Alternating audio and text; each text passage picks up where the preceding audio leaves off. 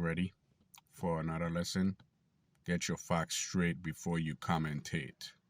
There's a story of, well, let me start it off with this. There's a video, this police officer, where it starts off that the officer get out of the vehicle and the teenager was just standing there, and then the officer sparred to kick this dude chest in, and he fall on the ground, and then they start to arrest the dude and stuff, and he start to scream, "I can't breathe, you're killing me, blah blah blah." Now, on the outside looking in, we will start to scream about, "Oh, this is unfair, racism, blah blah blah," but the officer that kicked him in the chest was. And that's why I say, get your story straight before you commentate.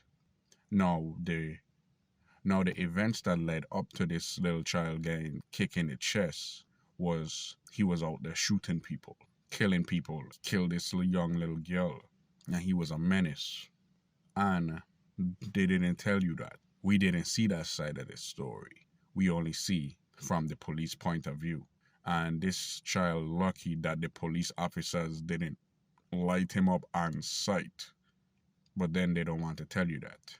The police could have got out of the car and just start dumping, knowing what this dude do before they arrested him. But we don't want to get our facts straight before we commentate, right? Right.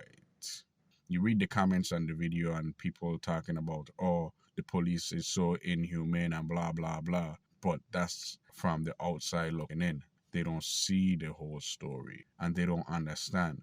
It's kind of like those women that talk about, oh, my husband was an abuser and this and what, cry me a river. And then when you look at the whole story, she was the one that was agitating the man, beating on the man, and that's why he was responding in kind. Before you start typing recklessly or commenting on stories before you get all the facts straight, ask some questions. Because I'm pretty sure if this young teen was doing what he was supposed to do, the police wouldn't have been involved. He wouldn't get kicked in the chest like Sparta. Was it deserved? Yes. If you want to be out here doing a bunch of devious activities and taking lives of children and start dumping your gun off in reckless abandonment and not even thinking about the ramification that come with it, this ain't GTA. This ain't no game. And you need to understand that. And of course, we can blame it for the lack of a father or male figures in his life.